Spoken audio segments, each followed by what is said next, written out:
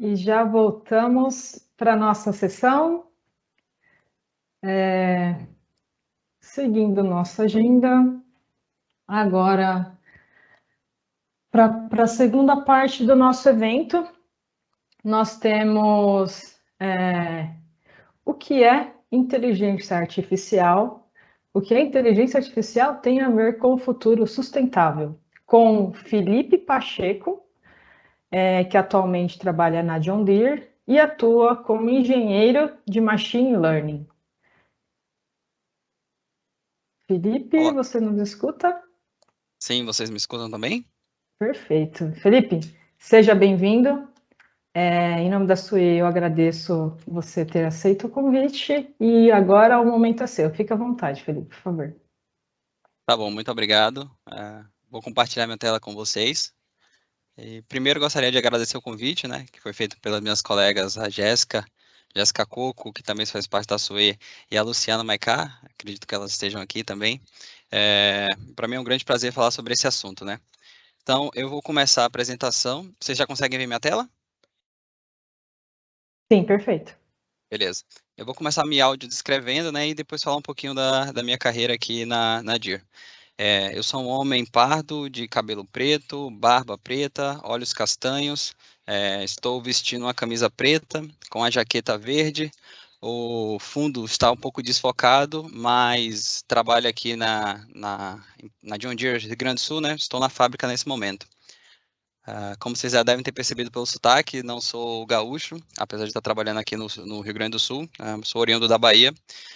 Tenho formação na área de engenharia mecatrônica, mas desde a graduação estudo sobre inteligência artificial, então desde o 7º semestre ali, já são 7 anos, estudando essa área e há mais ou menos 1 ano e meio trabalhando especificamente com essas atividades, inteligência artificial, mas também machine learning, ou aprendizado de máquina, em português.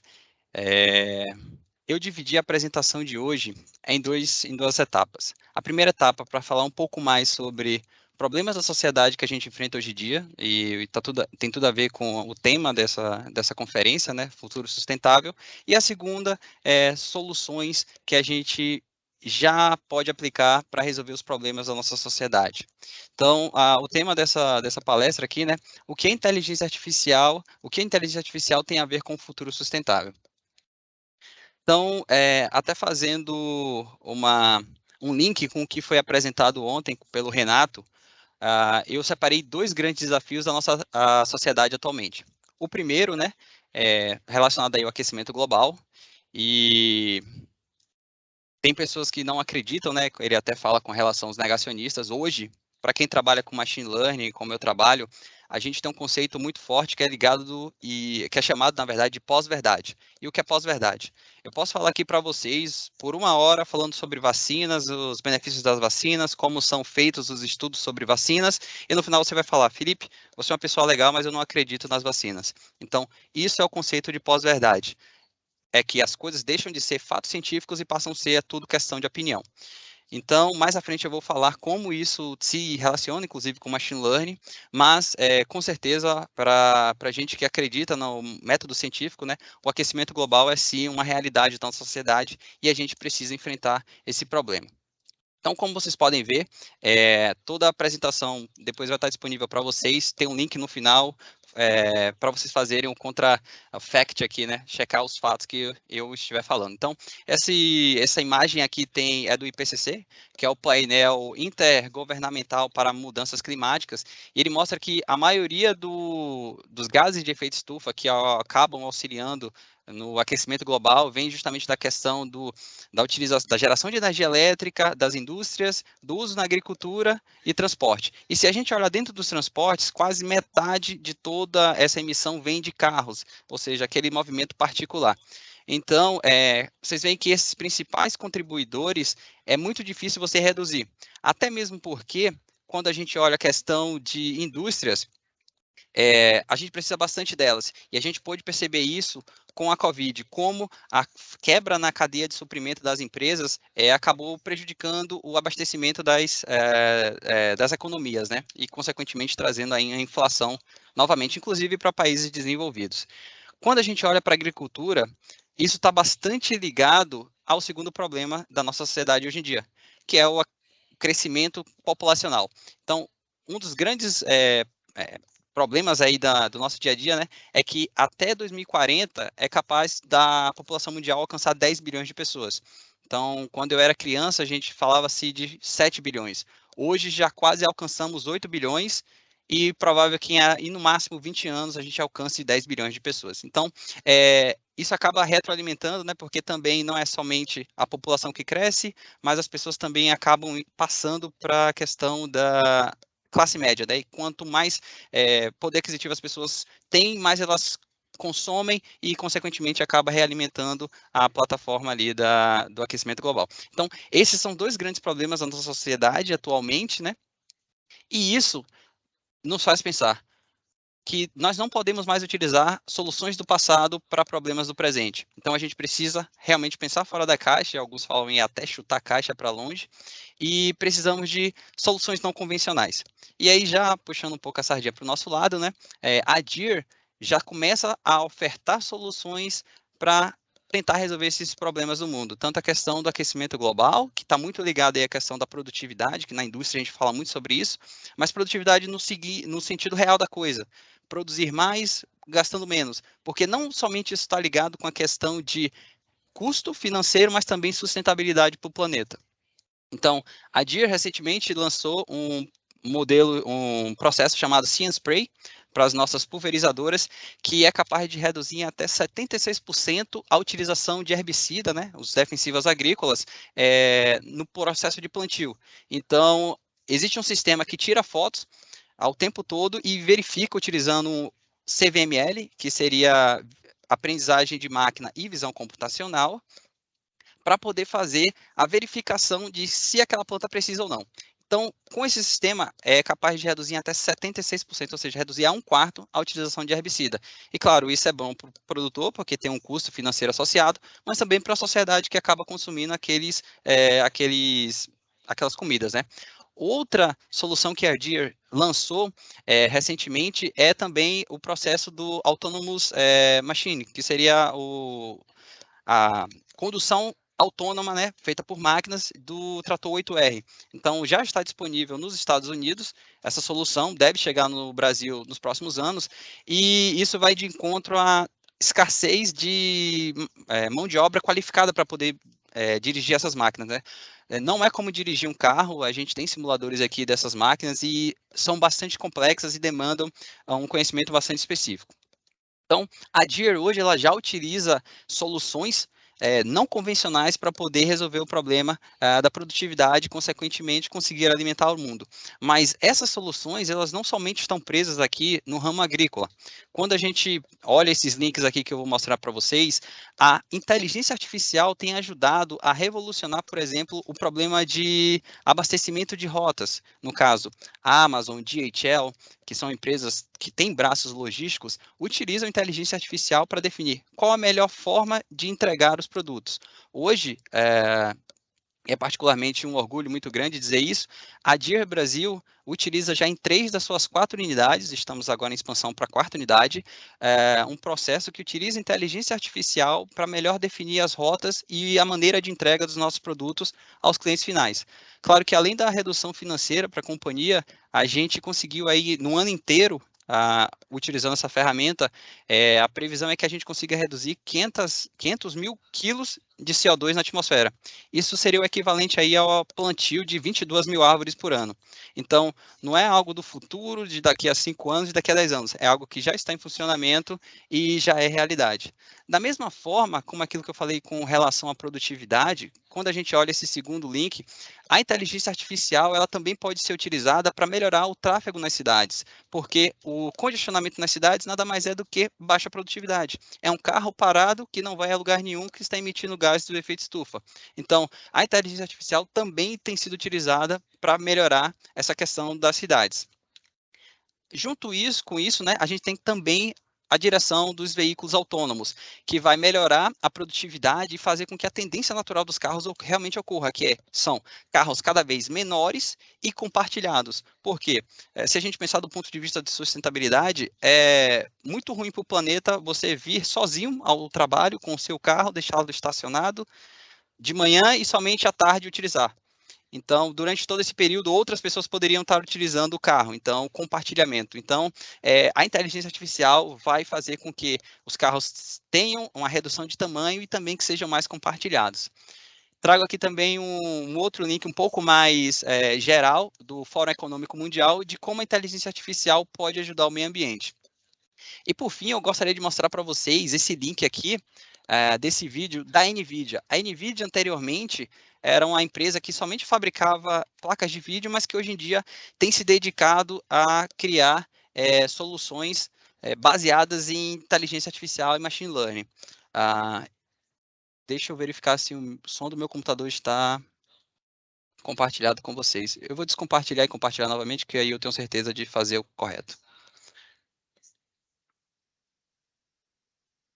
Ok, acho que agora vocês já podem ver. Inclusive, esse vídeo está em inglês, tá, pessoal?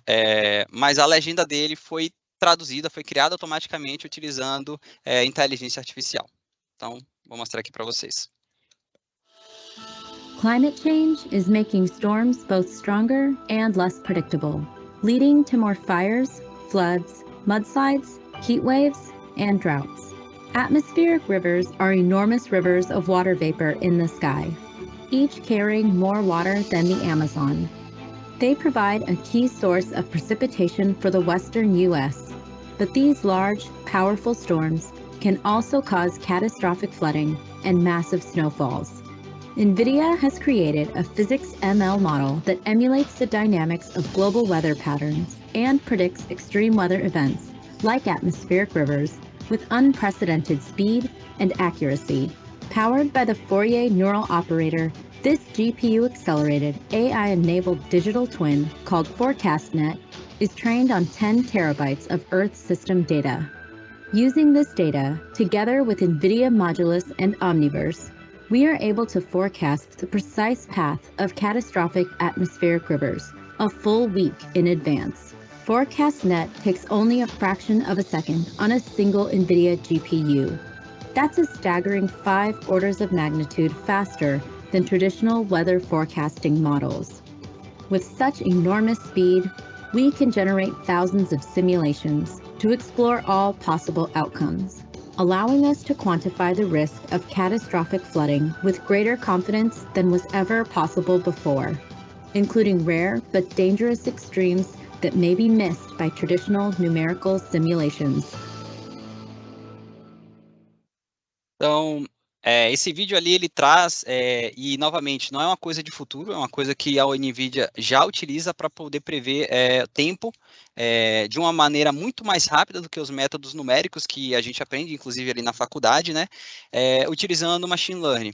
E ele fala, inclusive, que como é muito mais preciso o método e muito mais rápido, e tem uma ordem de magnitude de 5 vezes, o que é isso, Felipe? Uma ordem de magnitude de 5 vezes.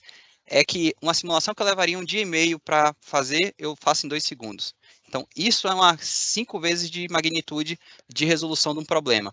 Então, muito mais rápido, e com isso eles conseguem fazer muito mais simulações no mesmo tempo. Então, como sistemas atmosféricos são ditos sistemas caóticos, porque tem altos índices ali nas equações diferenciais, você precisa fazer vários experimentos para poder chegar a uma conclusão. Então, isso já é realidade e já é utilizado hoje. E como vocês puderam ver no vídeo, ele consegue prever com precisão com até uma semana de antecedência. Então, passando um pouco mais para frente aqui, né, mostrando, agora que eu mostrei como a IA já é utilizada hoje em dia, já é uma realidade, isso é fato, eu vou falar agora para vocês, que é a segunda parte da apresentação, o que é inteligência artificial e quais são as principais subdivisões dela. Então, uma das primeiras ideias sobre inteligência artificial é trazida pelo Alan Turing. Alan Turing, vocês muito provavelmente já devem ter conhecido, mas não estão ligando o nome à pessoa, naquele filme O Jogo da Imitação, que está inclusive disponível no Netflix. O personagem principal daquele filme é o Alan Turing. Alan Turing é considerado um dos pais aí da da computação, né, e também da inteligência artificial. Turing considerava que o ser humano era um ser intrinsecamente inteligente. E o que é que isso significa? Ele dizia que se uma máquina ou um computador pudesse fazer uma atividade melhor que um ser humano, que é um ser intrinsecamente inteligente, então essa máquina também poderia ser considerada inteligente. E aí nasce a ideia da inteligência artificial. Turing propõe um teste. E que teste é esse? Esse teste é conhecido como teste de Turing e era o seguinte: existe um avaliador humano que deve fazer perguntas a um computador e a uma pessoa. Sem saber quem é o computador e a pessoa, e baseado nessas respostas, ele deveria dizer quem é o humano e quem é a pessoa.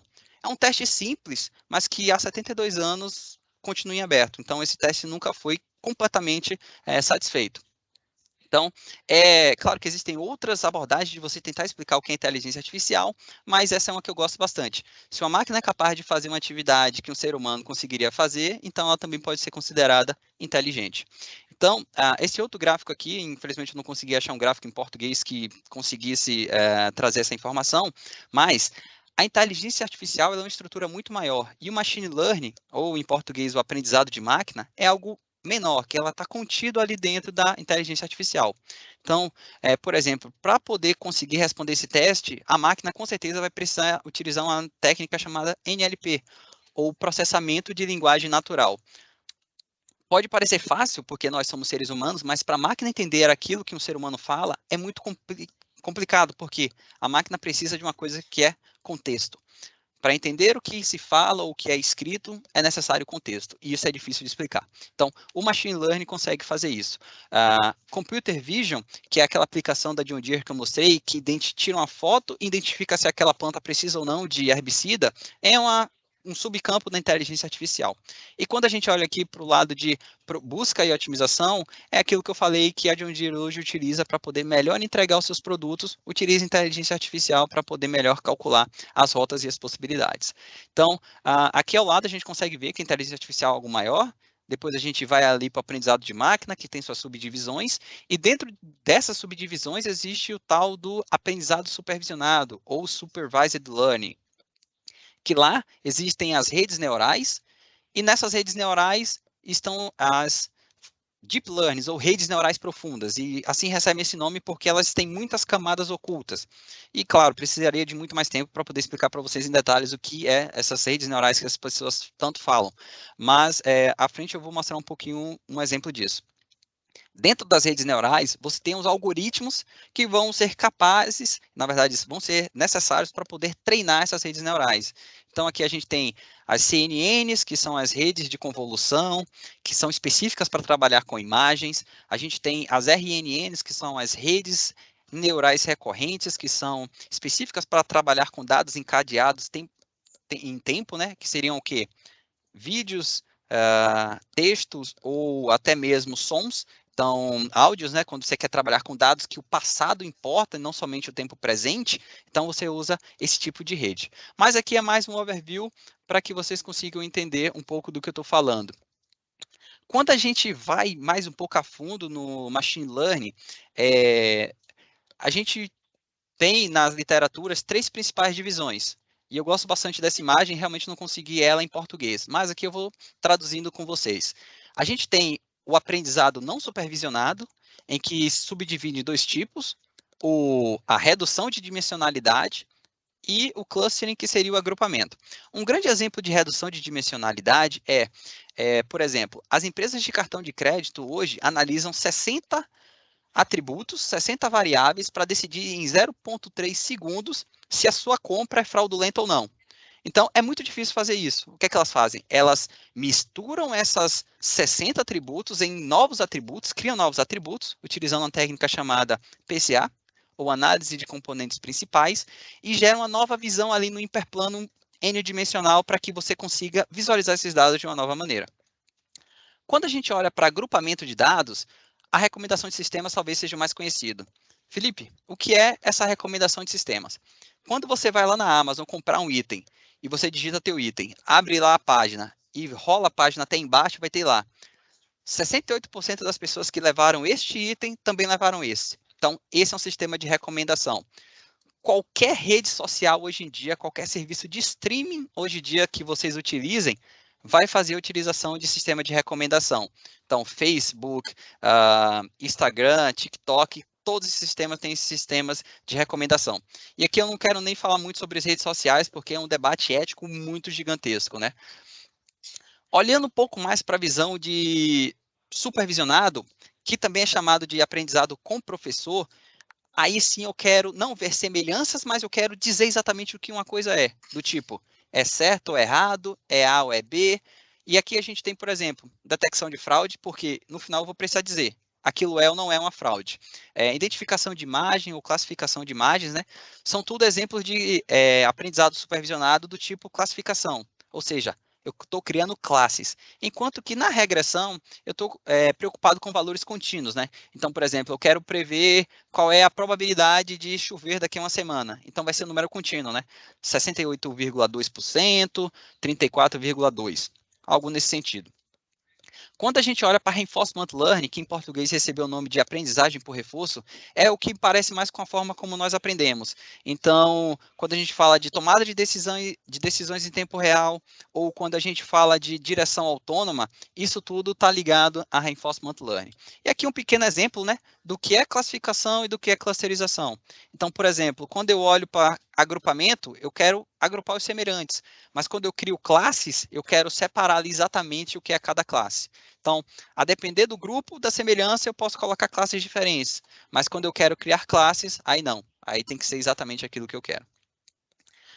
Um grande exemplo aqui de aprendizado não supervisionado, como vocês podem ver, é essa primeira imagem. Eu tenho um gráfico de dispersão aqui, que tem dados aleatórios, em que eu tenho um x1 e um x2, que representam, são abstrações do mundo real, na verdade. Quando a gente olha para esse gráfico, talvez a gente não consiga perceber nuances importantes sobre ele. Mas quando a gente aplica algoritmos de aprendizado não supervisionado, a gente pode começar a fazer segmentação desses dados. Isso pode ser importante para determinar um produto ou uma ação para um determinado grupo de clientes, ou até mesmo um problema de fábrica. Aqui ao lado a gente tem o funcionamento do algoritmo chamado KNN, ou K, vizinhos próximos, né, em português aí o nome, que ele funciona sempre interativamente. Então, o que ele tenta sempre é minimizar a distância de um centro para todos aqueles vizinhos próximos. Então, isso é importante falar, qualquer utilização de inteligência artificial hoje em dia é um problema de otimização matemática que por trás está ocorrendo. E por último aqui eu trago um exemplo para vocês, né, que é a redução de dimensionalidade. Então, vocês podem ver que essa espiral tridimensional, a depender de onde eu olhe, é mais fácil ou mais difícil separar esses dados. Então, o PCA, que é uma dessas técnicas, ele vai justamente procurar esse plano para poder facilitar a identificação desses dados.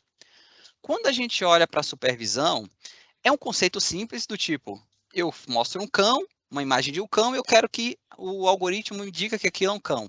Eu mostro a foto de um gato, eu espero que aquilo me diga que é um gato. É um conceito simples, mas muito poderoso, eu vou mostrar para vocês. Aqui é um exemplo de rede neural, então aqui eu tenho uma foto de, agora, um cão, que vai ser analisado e no final vai me dizer que isso é um cão. Eu tenho uma foto de um gato, depois isso vai ser treinado e vai ter um gato. Novamente, simples. Quando a gente começa a fazer grandes abstrações, aqui é um exemplo de rede de convolução, que é aquilo que eu falei para vocês para fazer análise de imagens. Então, por exemplo, eu tenho imagens passando aqui, elas vão ser vistas de maneira diferente, interpretadas pela máquina de maneira diferente, e no final eu vou ter aqui uma saída. Beleza. Se eu treino isso, se eu falo que uma coisa é uma coisa e outra coisa é outra coisa, eu posso chegar a coisas como esta. Eu treinei e mostrei fotos de vários carros. E hoje, quando eu mostro um novo carro que talvez a minha rede nunca tenha visto, ela ainda assim é capaz de identificar. Eu mostro uma foto de uma pessoa e digo que aquilo é uma pessoa. E ela aqui consegue me identificar a pessoa na foto. Assim como, né, ali em cima o semáforo também está aparecendo. Então, essa é uma plataforma aberta chamada OpenCV, que funciona em Python, que são redes neurais já treinadas e que aqui consegue, inclusive, identificar na foto aonde está aquela imagem que você buscou, né? E isso é necessário quando a gente fala, por exemplo, dos carros autônomos. Quando a gente fala de carros autônomos, claro que esses carros têm sensores, radar, lidars, que são radares baseados em luz, e também câmeras, né, para identificar o mundo real. Então, para ela tomar a decisão dela de direção, ela precisa segmentar o mundo. Então, aqui vocês podem ver, por exemplo, ela consegue identificar o que é um céu, o que é a pista de rolagem, o que são placas, o que são outros carros, o que são pedestres. E isso é importante para que o algoritmo consiga dirigir. E aí, já falando daquele conceito de pós-verdade e chegando ao fato de que a gente está em um ano eleitoral, fake news é coisa do passado, pessoal. O problema agora são as deepfake. Inclusive, semana passada houve a primeira deepfake dessa eleição, né? Que era uma pesquisa eleitoral falsa do Jornal Nacional. E eu vou mostrar para vocês qual é a capacidade da deepfake, né? Esse artigo científico que foi lançado em 2018 está usando o Obama aqui, porque na eleição americana de 2018 foi utilizado um deepfake. Então, existia uma pessoa que falava algo e, na realidade, aparecia o Obama falando isso. Então, aqui, esse artigo, que é um novo artigo que eles lançaram, mostra a capacidade, onde que eu tenho um input humano e o modelo. Então, tudo que esse input humano fizer, o modelo aqui, que é o Barack Obama, vai imitar. Então, ele vem falando, vem modificando a cabeça e o modelo aqui do Barack Obama vai respondendo. Então, se já era difícil identificar uma fake news no WhatsApp, imagine uma deepfake com vídeo e áudio de uma pessoa que você conhece. É muito difícil. E olha só, em 2017, olha como existia um pequeno borramento atrás aqui do Obama. Olha como um melhoramento em 2018 já era muito bom. Hoje, o país que tem o estado da arte de fake news, de deepfake, é a Rússia. Então, se vocês forem no Google e digitarem Which Face is Real, ele vai abrir esse link aqui, que é aquela técnica de deepfake que ela se baseia nas redes neurais adversárias, ou GANs. E esse site aqui, ele mostra para você ver a capacidade dessas redes neurais que geram deepfake. Uma dessas duas imagens aqui é falsa, não existe. Então, se você olhar, não é simples de identificar o que é falso e o que não é. Eu acho que essa da direita é verdadeira. Acertei. Se a gente tentar novamente,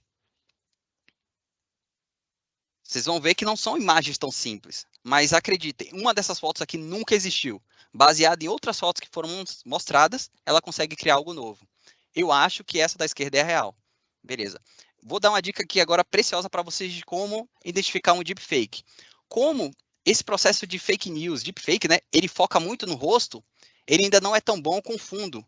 Então, olha só, vocês tentam identificar o fundo da foto aqui, sempre vai ter um borramento. Então, essa imagem aqui provavelmente é falsa. Então, esse rosto aqui é o verdadeiro. Então, vamos só para mais um exemplo aqui. Essa foto aqui deve ser falsa porque esse fundo aqui não é tão bom. Mas quando você olha o principal da foto, que é o rosto, ele é muito, muito parecido com a realidade. Beleza. Então, essa é uma forma aí de vocês ficarem ligados contra a deepfake que vai vir forte nessa campanha, como também já aconteceu na campanha eleitoral americana. Então, esse segundo link aqui, que também vai estar disponível para vocês, mostra um simulador de redes neurais. Para quem nunca viu, quer conhecer, aqui você pode mudar funções de ativação, o tipo de problema, se é classificação, se é regressão, adicionar camadas ocultas, remover neurônios, tentar novas entradas, simular o treinamento para ver como é que vai ficar. Então, aqui, para quem nunca viu, né, é um excelente simulador online aí, gratuito que vocês podem estar utilizando. Quando a gente fala de aprendizagem por reforço, normalmente ele tem sempre essa característica aqui, que é o seguinte: um agente, um carro autônomo, por exemplo, que executa uma ação, que é a direção, né, sobre um ambiente, que é o trânsito em si, e quando ele se movimenta, ou seja, ele gera um novo estado, esse estado é avaliado pelo agente novamente, que também recebe uma recompensa. Qual seria a recompensa de um carro autônomo? Não infringir as leis de trânsito, não atropelar um pedestre, não bater em outro carro. É claro que essas questões também vão vir muito ligadas à ética. Então, por exemplo, aquela série da Amazon Prime, na verdade, chamada Upload, existe lá um debate ético. Será que o carro deve proteger quem está dentro do carro ou quem está fora do carro? Então, provavelmente, quem tiver carros autônomos na próxima década vai precisar escolher quando comprar o carro. Se, em um caso de acidente, quer que o carro considere a vida de quem está fora ou a vida de quem está dentro. Esses GIFs aqui são exemplos de processos, né, que foram treinados com Reinforcement Learning. Eu gosto muito desse último exemplo aqui de baixo, que é o carrinho aqui tentando fugir do vale. O objetivo desse carrinho é alcançar essa bandeira aqui. Aí você pode dizer, tá, então seu objetivo é alcançar a bandeira, quanto mais próximo da bandeira, melhor. Contudo, se esse carrinho sempre tentar ir para frente, ele nunca vai conseguir sair. Ele precisa ir para trás, ou seja, se distanciar do seu objetivo, inicialmente, para depois alcançar o objetivo final. Ou seja, o Reinforcement Learning, ele quer maximizar a recompensa de longo prazo, e não a recompensa de curto prazo. Só um detalhe, em 2017, o Google lança o AlphaGo, para jogar um jogo chamado Go, e até 2017, nunca nenhum software foi capaz de bater o campeão mundial. Quando o Google lança o AlphaGo, que foi totalmente baseado em Reinforcement Learning, foi a primeira vez que um humano perdeu para a máquina. E hoje em dia acontece o contrário. Hoje, os grandes campeões de Go analisam as partidas do AlphaGo para aprender como a máquina joga, porque a máquina faz jogadas que o ser humano nunca fez. Então, hoje é o contrário. Se antes as máquinas aprendiam conosco, hoje nós começamos a aprender com as máquinas. E aqui eu trago um segundo vídeo, que mostra um exemplo de aprendizado com redes neurais. Então, aqui eu tenho uma rede neural, onde cada rede neural aqui possui 5 entradas, que são os sensores desses carrinhos que estão aqui, e tem 2 saídas. Que saídas são essas? É a direção do carro e acelerar ou frear. Então, ele tem um objetivo que é sair desse labirinto aqui. Esse projeto que usa Reinforcement Learning, ele se baseia em algoritmos genéticos. Algoritmos genéticos é o seguinte, pessoal, explicando de maneira bem simples. Você tem diversos indivíduos numa mesma geração e que eles são medidos. Tem uma função de fitness, né, chamada de função fitness. Para cada geração, aqueles melhores indivíduos, eles têm suas características cruzadas, miscigenadas, da mesma forma como acontece na biologia, né, na teoria evolutiva lá do Darwin. E o que é modificado? Vocês vão ver que com o tempo, essa rede neural aqui, ó, que é do melhor, vai se modificar, porque ele representa a mesclagem dos melhores indivíduos. Então, aqueles melhores indivíduos, eles vão ter, entre aspas, filhos, que numa nova geração, muito provavelmente vão performar melhores que seus pais, e assim sucessivamente, de uma geração para outra. Então, vocês podem ver aqui embaixo a geração, e como essa geração vai passando, né? Como a função fitness vai melhorando, e como a rede neural ela vai sendo alterada para com que o objetivo final seja alcançado, né? Vou só acelerar um pouquinho aqui o vídeo. Então, vocês podem ver que a cada geração que passa, os carrinhos vão conseguindo ir cada vez mais longe. E aí, se vocês notarem, né, tem aqui esses 5 entradas que são justamente a distância do carrinho para as paredes. Vocês podem ver que a rede vai se modificando aqui, e ora ela vai ficando mais verde ou mais vermelha para determinada conexão. Até que o final, ela vai conseguir sair aqui do labirinto. E olha só um detalhe interessante que vai acontecer.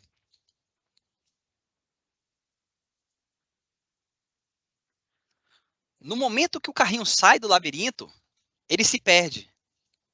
Por quê? Porque ele foi treinado para sair do labirinto. Quando ele está fora do labirinto, ele não sabe o que fazer. E esse é um debate muito interessante, mais filosófico, com relação à inteligência artificial, que é o seguinte: será que realmente as máquinas são inteligentes? E aí tem uma divisão que se chama de IA forte e IA fraca, que a IA fraca é o quê? Essas resoluções de problemas altamente específicos. E a IA forte, que seria como nós seres humanos, seria o quê? Eu treinar uma máquina para jogar xadrez e agora dizer para ela o seguinte: agora você vai aprender a jogar pôquer. E com o conhecimento que ela tem de xadrez, ela conseguisse jogar pôquer. Só que na realidade não funciona assim, né? Então, espera-se que no futuro as inteligências artificiais cheguem a esse nível, né? Mas hoje ainda não. Então, isso aí é o que se chama de IA forte e IA fraca, né? Então, aqui é esse exemplo que eu queria mostrar para vocês de aprendizagem por reforço. Aqui, novamente, são as referências que eu usei para fazer essa apresentação, né? Tem bastante material aqui para vocês, tem simuladores e tudo mais, então eu vou garantir que o pessoal faça a divulgação para vocês aqui desses materiais, todos referenciados. E aqui tem o meu LinkedIn, para quem quiser manter contato aí. Eu faço divulgação de materiais sempre relacionado a essa parte mais ética da questão do machine learning, mas também ferramentas de machine learning e inteligência artificial. Então, agora aqui, se alguém tiver algumas dúvidas ou quiser fazer algum questionamento, fica à vontade. Perfeito, Felipe. Muito obrigada pela apresentação. Não está tão distante de nós. Às vezes a gente vê essas coisas em vídeos, ou que for, às vezes, em algum setor diferente, a empresa é tão grande, né? Mas a gente sempre tem um contato aí. E eu vou ser honesta, eu errei em algumas fotos que você mostrou e falou qual que era a verdadeira. Então a gente acaba se enganando um pouquinho, para você ver como que está, né, evoluindo essa área. Sim, hoje a NVIDIA estuda fazer uma parceria com os estúdios de Hollywood para que, ao invés de usar pessoas humanas para fazer figurantes, esses figurantes sejam gerados através de redes neurais adversárias, né? Como aquelas que geram as deepfake, só que usada para um propósito positivo.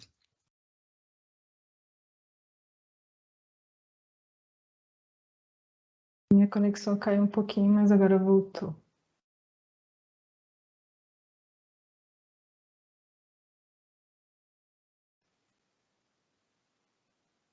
Bom, acho que tá normal agora, né? Sim. Certo, perfeito. Bom, então, agradecer, Felipe, a sua presença, essa aula aí para nós no dia de hoje. E eu não sei se você vai poder ficar um pouquinho aí no chat, se tiver alguma dúvida, o pessoal ficar à vontade para poder enviar as perguntas. E se você puder deixar talvez os contatos até no chat, que fica mais fácil, o pessoal consegue te contactar agora. Sim, claro. Quem precisar pode me contatar lá ou aqui pelo chat, né? E eu vou sim continuar acompanhando aqui a sessão de vocês. Então, muito obrigado aí novamente pelo convite e até a próxima. Imagina, Tchau, tchau. que agradeço, Felipe. Tchau, tchau.